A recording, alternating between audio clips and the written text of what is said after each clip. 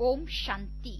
ಮುರುಳಿ ದಿನಾಂಕ 2/2/2019. ಶಿವ್ ಭಗವಾನ್ ವಾಚ್.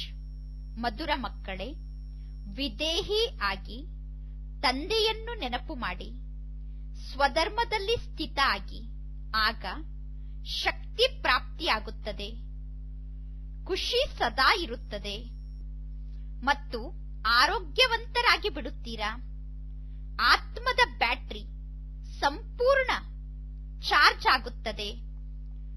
ಪ್ರಶ್ನೆ: ನಾಟಕದಲ್ಲಿ ಫಿಕ್ಸ್ ಆಗಿರುವ ಯಾವ ಒಂದು ಮಾತನ್ನು ಅರ್ಥ ಮಾಡಿಕೊಂಡಿರುವ ಕಾರಣ ನೀವು ಮಕ್ಕಳು ಸದಾ ಅಚಲರಾಗಿ ಇರುತ್ತೀರಾ?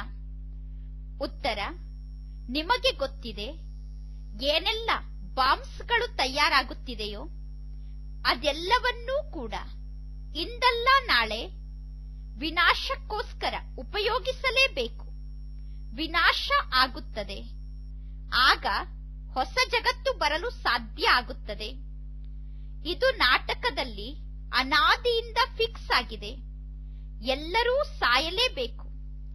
ಈಗ ನಿಮಗೆ ಖುಷಿ ಇದೆ, ನಾವೀಗ ಈ ಹಳೆಯ ಶರೀರವನ್ನು ಬಿಟ್ಟು ರಾಜಧಾನಿಯಲ್ಲಿ ಜನ್ಮವನ್ನು ಪಡೆದುಕೊಳ್ಳುತ್ತೇವೆ. ನಾವೀಗ ಈ ನಾಟಕವನ್ನು ಸಾಕ್ಷಿಯಾಗಿ ನೋಡುತ್ತೇವೆ. ಇಲ್ಲಿ ಯಾವುದೇ ಒಂದು ಪರಿಸ್ಥಿತಿಯನ್ನು ನೋಡಿ, ಅಲುಗಾಡುವ ಮಾತೇ ಇಲ್ಲ, ಏರುಪೇರಿನಲ್ಲಿ ಬರುವ ಮಾತೇ ಇಲ್ಲ. ಯಾವ ಮಾತಿಗೂ ಅಳುವ ಅವಶ್ಯಕತೆ ಇಲ್ಲ. ಓಂ ಶಾಂತಿ. ತಂದೆ ಕುಳಿತು ಮಕ್ಕಳಿಗೆ ತಿಳಿಸುತ್ತಾರೆ, ಆದಿ ಸನಾತನ ದೇವಿ ದೇವತಾ ಧರ್ಮ ಏನಿತ್ತು, ಆ ದೇವತಾ ಧರ್ಮವನ್ನು ಏಕೆ ಹಿಂದೂ ಧರ್ಮವನ್ನಾಗಿ ಮಾಡಿದ್ದಾರೆ? ಕಾರಣವನ್ನು ಹುಡುಕಬೇಕು. ಮೊದಲು ಆದಿ ಸನಾತನ ದೇವಿ ದೇವತಾ ಧರ್ಮ ಇತ್ತು. ನಂತರ ಯಾವಾಗ ವಿಕಾರಿಗಳಾದರೋ ಆಗ ತಮ್ಮನ್ನು ದೇವತೆಗಳು ಎಂದು ಹೇಳಿಕೊಳ್ಳಲು ಸಾಧ್ಯ ಆಗಲಿಲ್ಲ. ತಮ್ಮನ್ನು ಆಗ ಆದಿ ಸನಾತನ ದೇವಿ ದೇವತಾ ಧರ್ಮದವರು ಎಂದು ಹೇಳಿಕೊಳ್ಳುವ ಬದಲು ಆದಿ ಸನಾತನ ಹಿಂದೂ ಧರ್ಮದವರು ಎಂದು ಹೇಳಿದರು. ಆದಿ ಸನಾತನ ಅನ್ನುವ ಅಕ್ಷರವನ್ನು ಇಟ್ಟುಕೊಂಡಿದ್ದಾರೆ, ಆದರೆ ದೇವತೆ ಅನ್ನುವ ಅಕ್ಷರವನ್ನು ಬದಲಾಯಿಸಿ ಹಿಂದೂ ಎನ್ನುವ ಅಕ್ಷರವನ್ನು ಇಟ್ಟಿದ್ದಾರೆ. ದ್ವಾಪರ ಯುಗದ ಆದಿಯಲ್ಲಿ ಇಸ್ಲಾಮಿಗಳು ಭಾರತಕ್ಕೆ ಬಂದರು ಹೊರದೇಶದಿಂದ. ಅವರು ಹಿಂದೂ ಧರ್ಮ ಅನ್ನುವ ಹೆಸರನ್ನು ಇಟ್ಟು ಬಿಟ್ಟರು. ಮೊದಲು ಹಿಂದೂಸ್ತಾನ ಅನ್ನುವ ಹೆಸರೂ ಕೂಡ ಇರಲಿಲ್ಲ. ಅಂದ ಮೇಲೆ ಆದಿ ಸನಾತನ ಹಿಂದೂ ದೇವತಾ ಧರ್ಮದವರೇ. ತಿಳಿದುಕೊಳ್ಳಬೇಕು ತಾನೆ, ದೇವತೆಗಳು ಬಹಳಷ್ಟು ಧರ್ಮಾತ್ಮರಾಗಿದ್ದಾರೆ. ಆದರೆ ಎಲ್ಲರೂ ಸನಾತನ ಅಂತೂ ಅಲ್ಲ. ಯಾರು ಲೇಟ್ ಆಗಿ ಬರುತ್ತಾರೋ ಅವರಿಗೆ ಆದಿ ಸನಾತನ ಅನ್ನುವ ಹೆಸರನ್ನು ಕರೆಯಲು ಸಾಧ್ಯ ಇಲ್ಲ. ಹಿಂದೂಗಳು ಕೂಡ ಲೇಟ್ ಆಗಿ ಬಂದವರು. ಆದಿ ಸನಾತನ ಹಿಂದೂ ಧರ್ಮ ಎಂದು ಹೇಳಬೇಕು. ನಿಮ್ಮ ಧರ್ಮ ಆದಿ ಸನಾತನ ದೇವತಾ ಧರ್ಮ ಆಗಿತ್ತು. ನೀವು ಸತೋ ಪ್ರಧಾನ ಆದಿ ಸನಾತನ ದೇವತಾ ಧರ್ಮದ ಆತ್ಮರಾಗಿದ್ದವರು. ನಂತರ ಪುನರ್ಜನ್ಮವನ್ನು ಪಡೆದುಕೊಳ್ಳುತ್ತಾ ತಮೋ ಪ್ರಧಾನ ಆಗಿದ್ದೀರಾ. ಈಗ ಪುನಃ ನೆನಪಿನ ಯಾತ್ರೆಯಿಂದ ನೀವು ಸತೋ ಪ್ರಧಾನ ಆಗಿ, ಯಾರು ದೇವತಾ ಧರ್ಮದ ಆತ್ಮರಾಗಿದ್ದಾರೋ ಅವರಿಗೆ ಈ ಔಷಧಿ ಇಷ್ಟ ಆಗುತ್ತದೆ. ಶಿವತಂದೆ ಸರ್ಜನ್ ಆಗಿದ್ದಾರೆ. ಯಾರಿಗೆ ಈ ಔಷಧಿ ಇಷ್ಟ ಆಗುತ್ತದೆಯೋ ಅವರಿಗೆ ಈ ಔಷಧಿಯನ್ನು ಕೊಡಬೇಕು. ಯಾರು ಆದಿ ಸನಾತನ ದೇವಿ ದೇವತಾ ಧರ್ಮದ ಆತ್ಮರಾಗಿದ್ದರೋ ಅವರಿಗೆ ನೀವೀಗ ಪುನಃ ಸ್ಮೃತಿಯನ್ನು ತಂದು ಕೊಡಬೇಕು. ಮಕ್ಕಳಾದ ನಿಮಗೆ ಈಗ ಸ್ಮೃತಿ ಬಂದಿದೆ. ತಂದೆ ತಿಳಿಸಿದ್ದಾರೆ, ಮೊದಲು ನೀವು ಸತೋ ಪ್ರಧಾನ ಇದ್ದವರು, ನೀವೇ ತಮೋ ಪ್ರಧಾನ ಆಗಿದ್ದೀರಾ. ನೀವು ಹೇಗೆ ಸತೋ ಪ್ರಧಾನರಿಂದ ತಮೋ ಪ್ರಧಾನ ಆಗುತ್ತೀರಾ ಅನ್ನುವ ಮಾತನ್ನು ತಂದೆ ತಿಳಿಸುತ್ತಾರೆ. ಈಗ ಪುನಃ ತಮೋ ಪ್ರಧಾನರಿಂದ ಸತೋ ಪ್ರಧಾನ ಆಗಬೇಕು. ಮಕ್ಕಳಾದ ನೀವೀಗ ಸತೋ ಪ್ರಧಾನ ಆಗುತ್ತಿದ್ದೀರಾ. ನೆನಪಿನ ಯಾತ್ರೆಯಿಂದ ಸತೋ ಪ್ರಧಾನ ಆಗುತ್ತೀರಾ. ಯಾರು ಆದಿ ಸನಾತನ ಹಿಂದೂ ಧರ್ಮದವರಿದ್ದಾರೋ ಅವರು ನಿಜವಾಗಿಯೂ ಕೂಡ ಆದಿ ಸನಾತನ ದೇವತಾ ಧರ್ಮದವರೇ ಆಗಿದ್ದರು. ಹಿಂದೂ ಧರ್ಮದವರೆಲ್ಲ ನಿಜವಾಗಿಯೂ ದೇವಿ ದೇವತೆಗಳಾಗಿದ್ದರು ಮತ್ತು ಅವರೇ ಈಗ ದೇವತೆಗಳನ್ನು ಪೂಜೆ ಮಾಡುತ್ತಿದ್ದಾರೆ. ಅವರೇ ಶಿವನನ್ನು ಪೂಜೆ ಮಾಡುತ್ತಾರೆ. ಲಕ್ಷ್ಮೀ ನಾರಾಯಣ, ರಾಧಾಕೃಷ್ಣ, ರಾಮ, ಸೀತೆ ಮುಂತಾದ ದೇವತೆಗಳ ಭಕ್ತಿ ಮಾಡುತ್ತಾರೆ. ಅವರು ದೇವತೆಗಳ ಮನೆತನದ ಆತ್ಮರಾಗಿದ್ದಾರೆ. ಈಗ ನಿಮಗೆ ಸ್ಮೃತಿ ಬಂದಿದೆ. ಯಾರು ಸೂರ್ಯವಂಶಿಗಳಾಗಿದ್ದರೋ ಅವರೇ ಚಂದ್ರವಂಶಿ ಆಗುತ್ತಾರೆ. ಅಂದ ಮೇಲೆ ನೀವೀಗ ಇಂತಹ ಭಕ್ತರನ್ನು ಹುಡುಕಬೇಕು. ಫಾರಂ ಅನ್ನು ನೀವು ಜನರಿಂದ ತುಂಬಿಸಿಕೊಳ್ಳಿ. ಆಗ ನಿಮಗೆ ಅರ್ಥ ಆಗುತ್ತದೆ. ಮುಖ್ಯ ಸೆಂಟರ್ಗಳಲ್ಲಿ ಫಾರಂ ಅನ್ನು ಅವಶ್ಯವಾಗಿ ತುಂಬಿಸಿಕೊಳ್ಳುವವರು ಇರಬೇಕು. ಯಾರೇ ಬಂದರೂ ಕೂಡ ಅವರಿಗೆ ಆದಿಯಿಂದಲೇ ಪಾಠವನ್ನು ಶುರು ಮಾಡುತ್ತೀರಾ. ಮೊದಲನೇ ಮುಖ್ಯ ಮಾತು ಅಂದರೆ ಯಾರು ತಂದೆಯನ್ನು ಅರ್ಥ ಮಾಡಿಕೊಂಡಿಲ್ಲವೋ ಅವರಿಗೆ ತಂದೆಯ ಬಗ್ಗೆ ತಿಳಿಸಬೇಕಾಗಿದೆ. ನೀವು ನಿಮ್ಮ ದೊಡ್ಡ ತಂದೆಯ ಬಗ್ಗೆ ತಿಳಿದುಕೊಂಡಿಲ್ಲ. ನೀವು ನಿಜವಾಗಿಯೂ ಪಾರಲೌಕಿಕ ತಂದೆಯ ಮಕ್ಕಳಾಗಿದ್ದೀರಾ. ಇಲ್ಲಿಗೆ ಬಂದು ಲೌಕಿಕ ತಂದೆಗೆ ಮಕ್ಕಳಾಗಿದ್ದೀರಾ. ನೀವೀಗ ನಿಮ್ಮ ಪಾರಲೌಕಿಕ ತಂದೆಯನ್ನು ಮರೆತು ಬಿಟ್ಟಿದ್ದೀರಾ. ಬೇಹದ್ದಿನ ತಂದೆ ಸ್ವರ್ಗದ ರಚಯಿತ ಆಗಿದ್ದಾರೆ. ಸ್ವರ್ಗ ಇದ್ದಾಗ ಅನೇಕ ಧರ್ಮಗಳು ಇರಲಿಲ್ಲ. ಅವರು ಹೇಗೆ ಫಾರಂ ಅನ್ನು ತುಂಬುತ್ತಾರೋ ಆ ಮಾತಿನ ಮೇಲೆ ಎಲ್ಲಾ ಮಾತು ಆಧಾರಿತವಾಗಿರಬೇಕು. ಕೆಲವು ಮಕ್ಕಳು ಬಹಳ ಚೆನ್ನಾಗಿ ಜ್ಞಾನವನ್ನು ತಿಳಿಸಿಕೊಡುತ್ತಾರೆ, ಆದರೆ ಅವರು ಯೋಗದಲ್ಲಿ ಸ್ಥಿತ ಆಗಿ ಇರುವುದಿಲ್ಲ. ಅಶರೀರಿಯಾಗಿ ತಂದೆಯನ್ನು ನೆನಪು ಮಾಡಬೇಕು, ಆದರೆ ಜ್ಞಾನವನ್ನು ತಿಳಿಸುವ ಮಕ್ಕಳೂ ಕೂಡ ಅಶರೀರಿಯಾಗಿ ತಂದೆಯನ್ನು ನೆನಪು ಮಾಡುವುದೇ ಇಲ್ಲ. ಅವರು ನೆನಪಿನಲ್ಲಿ ಇರುವುದೇ ಇಲ್ಲ. ತಿಳಿದುಕೊಂಡಿದ್ದಾರೆ, ನಾವು ಚೆನ್ನಾಗಿ ಜ್ಞಾನ ತಿಳಿಸುತ್ತೇವೆ, ಮ್ಯೂಸಿಯಂ ಅನ್ನು ತೆರೆಯುತ್ತೇವೆ, ಆದರೆ ನಾವು ತಂದೆಯ ನೆನಪನ್ನು ಕಡಿಮೆ ಮಾಡುತ್ತೇವೆ ಎಂದು ಅವರಿಗೆ ಗೊತ್ತಿದೆ. ತಮ್ಮನ್ನು ಆತ್ಮ ಎಂದು ತಿಳಿದುಕೊಂಡು ಸದಾ ತಂದೆಯನ್ನು ನೆನಪು ಮಾಡುತ್ತಿರಬೇಕು. ಇದರಲ್ಲೇ ಪರಿಶ್ರಮ ಇದೆ. ತಂದೆ ಎಚ್ಚರಿಕೆ ಕೊಡುತ್ತಾರೆ, ಈ ರೀತಿ ತಿಳಿದುಕೊಳ್ಳಬೇಡಿ, ನಾವು ಬಹಳ ಚೆನ್ನಾಗಿ ಜ್ಞಾನವನ್ನು ತಿಳಿಸುತ್ತೇವೆ, ಅವರಿಗೆ ಜ್ಞಾನವನ್ನು ಅರ್ಥ ಮಾಡಿಸುತ್ತೇವೆ ಎಂದು ಕೆಲವು ಮಕ್ಕಳು ಹೇಳುತ್ತಾರೆ. ಆದರೆ ತಂದೆ ಕೇಳುತ್ತಾರೆ, ಇದರಿಂದ ಏನು ಲಾಭ? ನೀವೀಗ ಸ್ವದರ್ಶನ ಚಕ್ರಧಾರಿಗಳಾಗಿದ್ದೀರಾ, ಆದರೆ ಇಲ್ಲಿ ವಿದೇಹಿ ಆಗಬೇಕು. ಕರ್ಮ ಮಾಡುತ್ತಿದ್ದರೂ ಕೂಡ ತಮ್ಮನ್ನು ಆತ್ಮ ಎಂದು ತಿಳಿದುಕೊಳ್ಳಬೇಕು. ಆತ್ಮ ಈ ಶರೀರದ ಮೂಲಕ ಕರ್ತವ್ಯವನ್ನು ಮಾಡುತ್ತದೆ.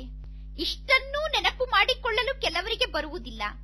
ನಾನು ಆತ್ಮ ಅನ್ನುವ ವಿಚಾರದಲ್ಲಿ ಸ್ಥಿತ ಆಗಿ ಇರುವುದಿಲ್ಲ. ಅವರಿಗೆ ಬುದ್ಧಿಹೀನರು ಎಂದು ಕರೆಯಲಾಗುತ್ತದೆ. ಯಾರು ಸ್ವಯಂ ಅನ್ನು ಆತ್ಮ ಎಂದು ತಿಳಿದುಕೊಂಡಿಲ್ಲ, ಅವರು ತಂದೆಯನ್ನು ಹೇಗೆ ನೆನಪು ಮಾಡಲು ಸಾಧ್ಯ? ಅವರಿಗೆ ಸೇವೆ ಮಾಡಲು ಕೂಡ ಶಕ್ತಿ ಇರುವುದಿಲ್ಲ. ನೆನಪು ಮಾಡದೆ ಆತ್ಮದಲ್ಲಿ ಶಕ್ತಿ ಎಲ್ಲಿಂದ ಬರುತ್ತದೆ? ಬ್ಯಾಟರಿ ಹೇಗೆ ಚಾರ್ಜ್ ಆಗಲು ಸಾಧ್ಯ? ನಡೆಯುತ್ತಾ ನಡೆಯುತ್ತಾ ಪುರುಷಾರ್ಥದಲ್ಲಿ ನಿಂತು ಬಿಡುತ್ತಾರೆ. ಶಕ್ತಿಯೇ ಇರುವುದಿಲ್ಲ ಆ ಆತ್ಮರಲ್ಲಿ. ಹೇಳಲಾಗುತ್ತದೆ ಧರ್ಮದಲ್ಲಿ ಶಕ್ತಿ ಇದೆ ಎಂದು. ಆತ್ಮ ಸ್ವಧರ್ಮದಲ್ಲಿ ಸ್ಥಿತ ಆದಾಗ ಆತ್ಮಕ್ಕೆ ಶಕ್ತಿ ಪ್ರಾಪ್ತಿಯಾಗುತ್ತದೆ. ಬಹಳಷ್ಟು ಮಕ್ಕಳು ಇಂಥವರಿದ್ದಾರೆ, ಅವರಿಗೆ ತಂದೆಯನ್ನು ನೆನಪು ಮಾಡಲು ಬರುವುದೇ ಇಲ್ಲ. ಅವರ ಚೆಹರೆಯನ್ನು ನೋಡಿದ ತಕ್ಷಣ ಗೊತ್ತಾಗುತ್ತದೆ.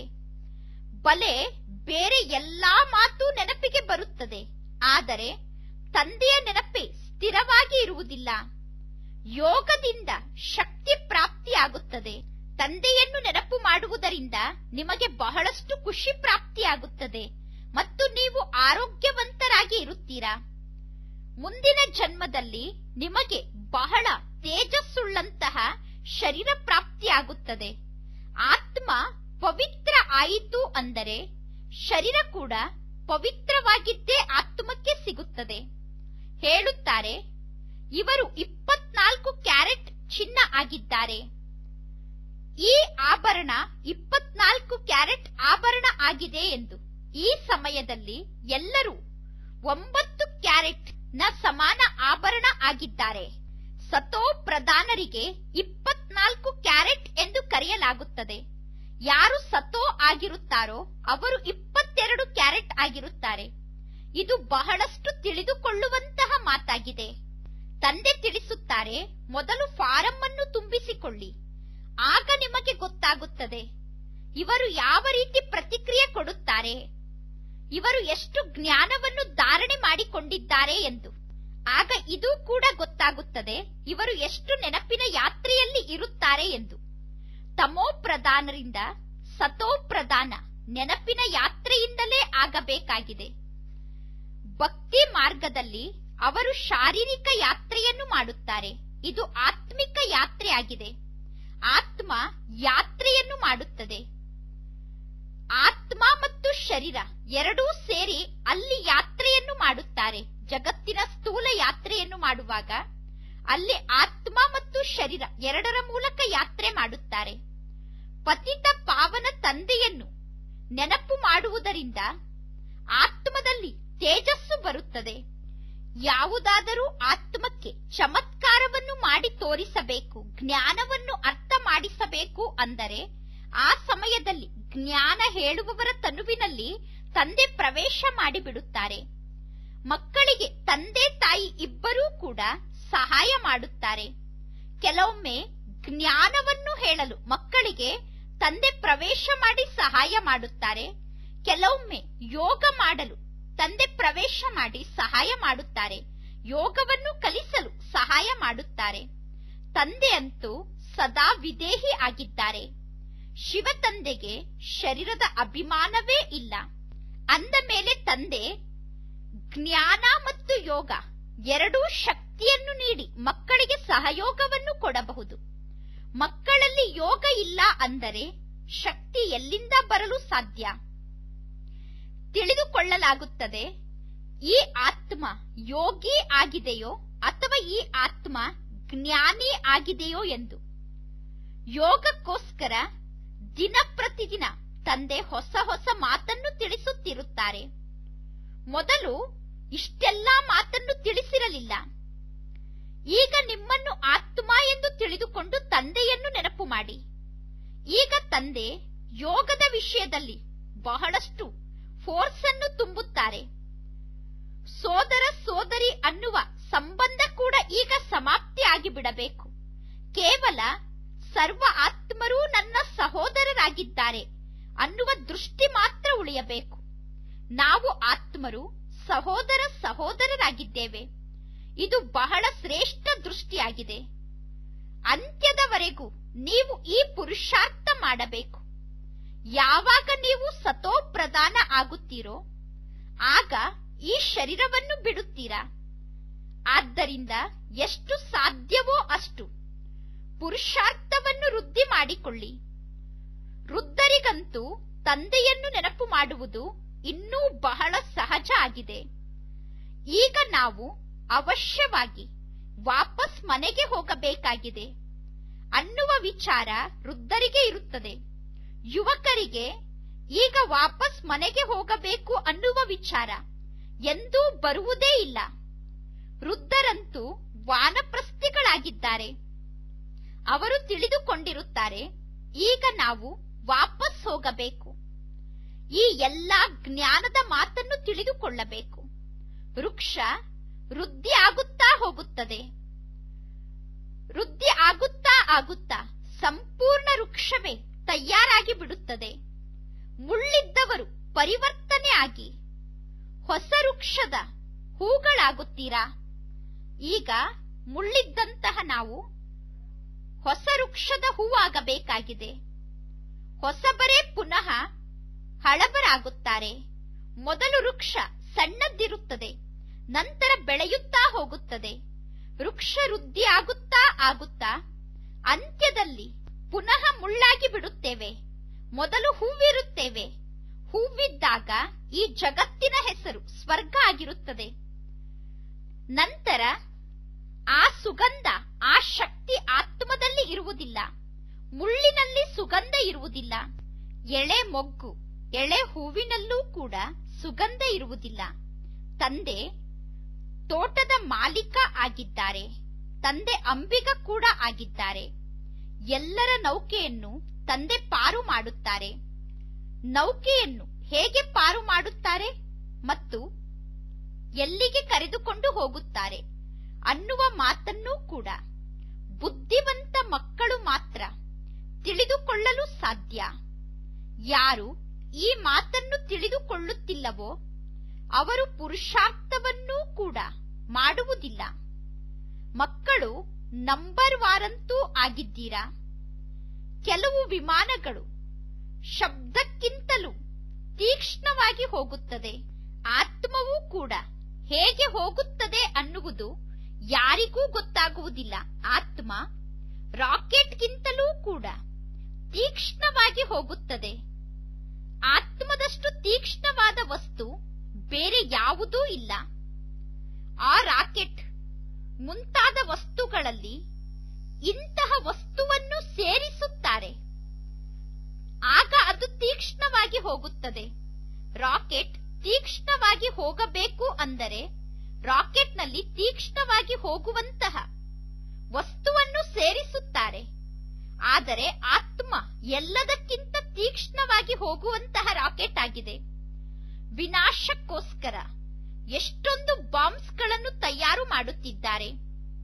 ಹಡಗು, ಏರೋಪ್ಲೇನ್ನಲ್ಲೂ ಕೂಡ ಬಾಂಬ್ಸ್ಗಳನ್ನು ತೆಗೆದುಕೊಂಡು ಹೋಗುತ್ತಾರೆ. ಈಗಿನ ಜಗತ್ತಿನಲ್ಲಿ ವಿನಾಶಕ್ಕೋಸ್ಕರ ಬಹಳಷ್ಟು ತಯಾರಿ ನಡೆಯುತ್ತಾ ಇದೆ. ಈ ಬಾಂಬ್ಸ್ಗಳು ಕೆಲಸಕ್ಕೆ ಬರುವುದಿಲ್ಲ ಎಂದು ನೀವು ಹೇಳಲು ಸಾಧ್ಯ ಇಲ್ಲ. ಇದನ್ನು ನಾವು ಉಪಯೋಗಿಸುತ್ತೇವೆ ಎಂದು ಪತ್ರಿಕೆಯಲ್ಲೂ ಕೂಡ ಬರೆಯುತ್ತಾರೆ. ಯಾವಾಗ ಬೇಕಾದರೂ ನಾವು ಈ ಬಾಂಬ್ ಅನ್ನು ಹಾಕುತ್ತೇವೆ ಎಂದು ಹೇಳುತ್ತಿರುತ್ತಾರೆ. ಎಲ್ಲಾ ತಯಾರಿ ನಡೆಯುತ್ತಿದೆ. ವಿನಾಶ ಅಂತೂ ಅವಶ್ಯವಾಗಿ ಆಗಲೇಬೇಕು. ಅವರು ಬಾಂಬನ್ನು ಹಾಕಬಾರದು, ವಿನಾಶ ಆಗಬಾರದು ಅಂದರೆ ಸಾಧ್ಯ ಇಲ್ಲ. ನಿಮಗೋಸ್ಕರ ಹೊಸ ಜಗತ್ತು ತಯಾರಾಗಲೇಬೇಕು. ಇದು ನಾಟಕದಲ್ಲಿ ಫಿಕ್ಸ್ ಆಗಿದೆ. ಅದಕ್ಕೋಸ್ಕರ ಈಗ ನಿಮಗೆ ಬಹಳಷ್ಟು ಖುಷಿ ಆಗಬೇಕು. ಬೆಕ್ಕಿಗೆ ಚಲ್ಲಾಟ, ಇಲಿಗೆ ಪ್ರಾಣ ಸಂಕಟ. ನಾಟಕದ ಅನುಸಾರ ಎಲ್ಲರೂ ಸಾಯಲೇಬೇಕು. ಮಕ್ಕಳಾದ ನಿಮಗೆ ನಾಟಕದ ಜ್ಞಾನ ಇರುವ ಕಾರಣ ನೀವು ಈ ವಿನಾಶವನ್ನು ನೋಡಿ ಸ್ವಲ್ಪವೂ ಅಲುಗಾಡುವುದಿಲ್ಲ.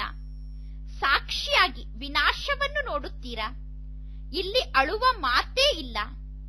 ಈ ಸಮಯದಲ್ಲಿ ಶರೀರವನ್ನು ಎಲ್ಲರೂ ಬಿಡಲೇಬೇಕು. ವಿನಾಶದ ಸಮಯದಲ್ಲಿ ಎಲ್ಲರೂ ಶರೀರ ಬಿಡುತ್ತಾರೆ.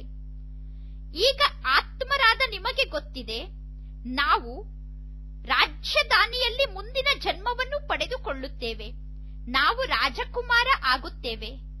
ಆತ್ಮಕ್ಕೆ ಗೊತ್ತಿದೆ, ನಾನೀಗ ಒಂದು ಶರೀರವನ್ನು ಬಿಟ್ಟು ಇನ್ನೊಂದು ಶರೀರವನ್ನು ಪಡೆದುಕೊಳ್ಳುತ್ತೇನೆ.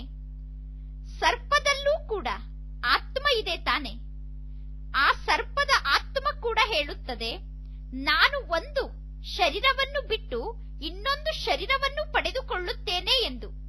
ನಾನು ಹಳೆಯ ಪೊರೆಯನ್ನು ಬಿಟ್ಟು ಹೊಸ ಪೊರೆಯನ್ನು ಧಾರಣೆ ಮಾಡಿಕೊಳ್ಳುತ್ತೇನೆ ಎಂದು ಸರ್ಪದ ಆತ್ಮ ಹೇಳುತ್ತದೆ.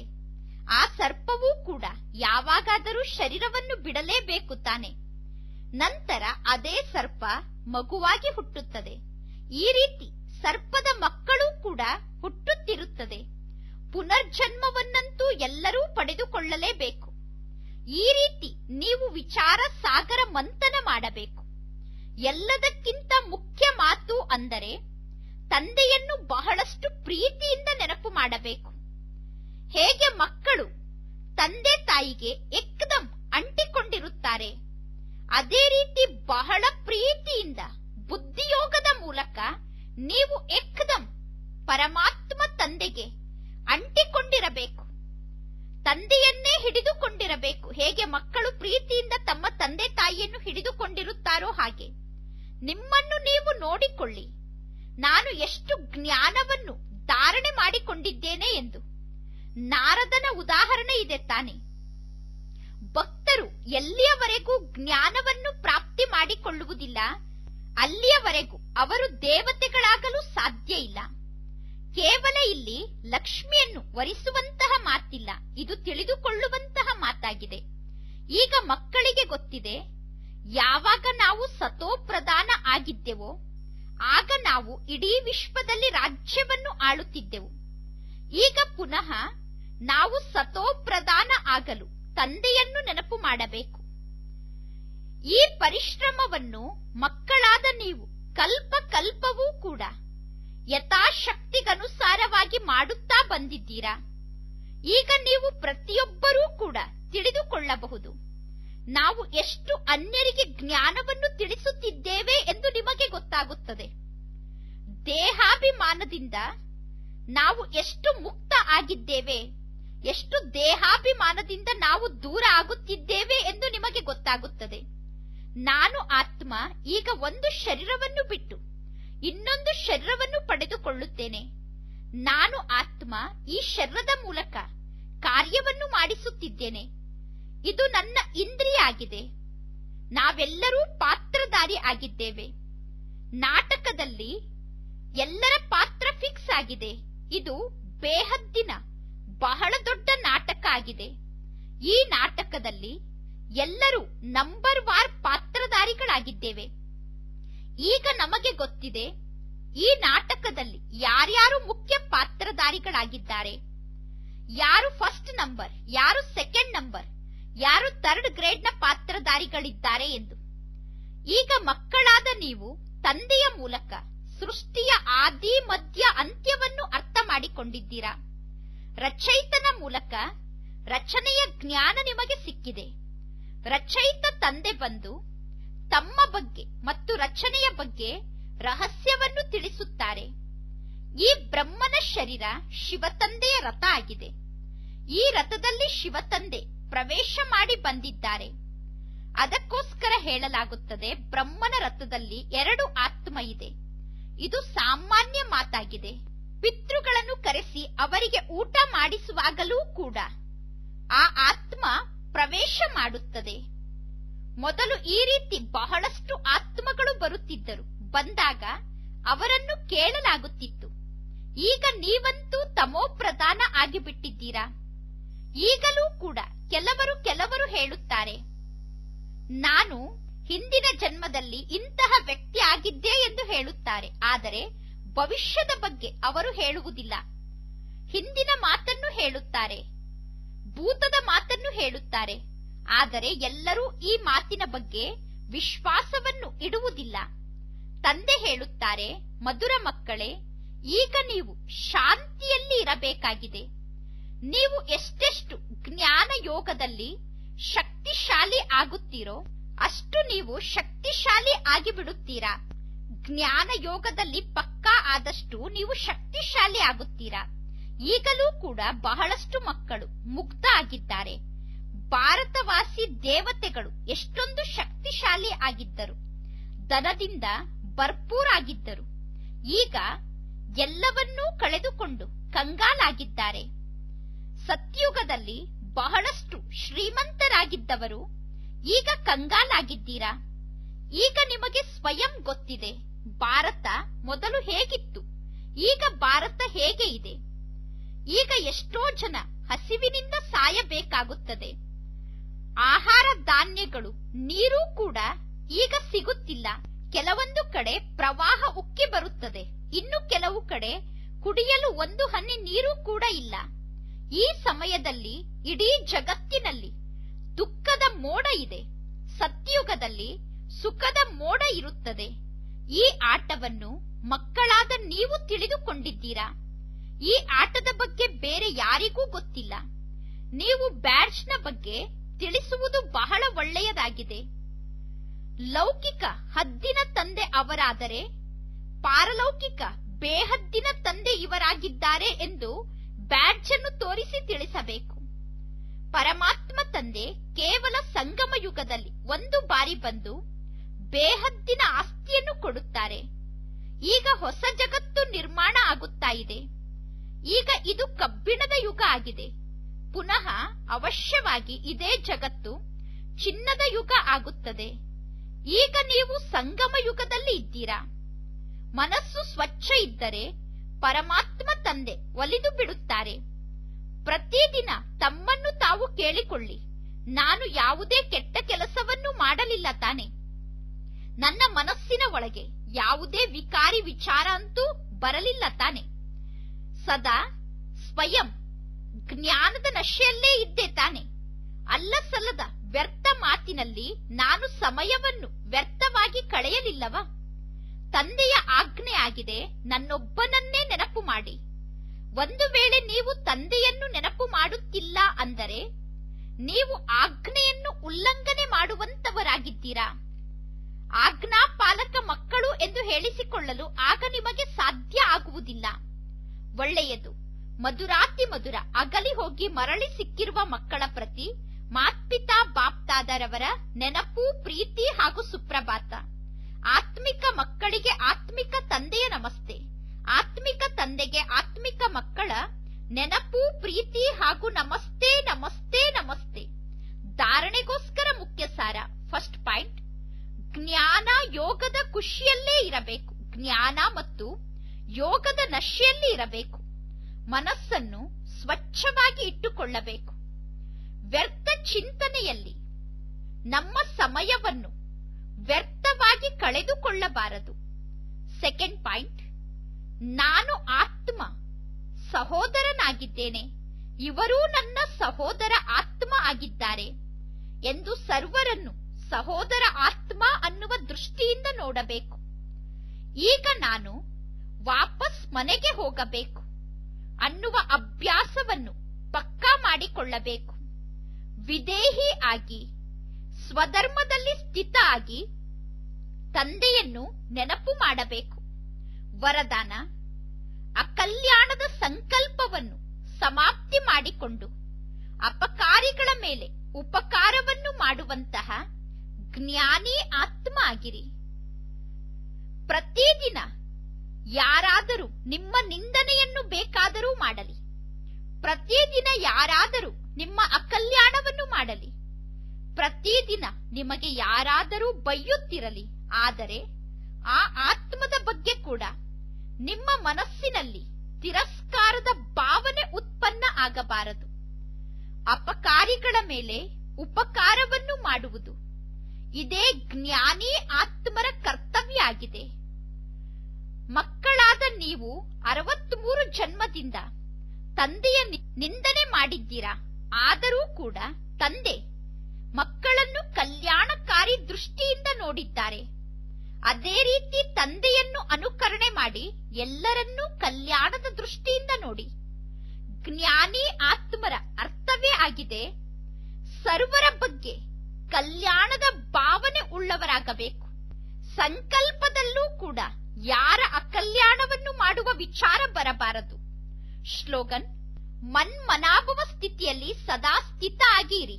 ಆಗ ಅನ್ಯರ ಮನಸ್ಸಿನ ಭಾವನೆಯನ್ನು ಸಹಜವಾಗಿ ಅರ್ಥ ಮಾಡಿಕೊಂಡು ಬಿಡಬಹುದು. ಒಳ್ಳೆಯದು. ಓಂ ಶಾಂತಿ.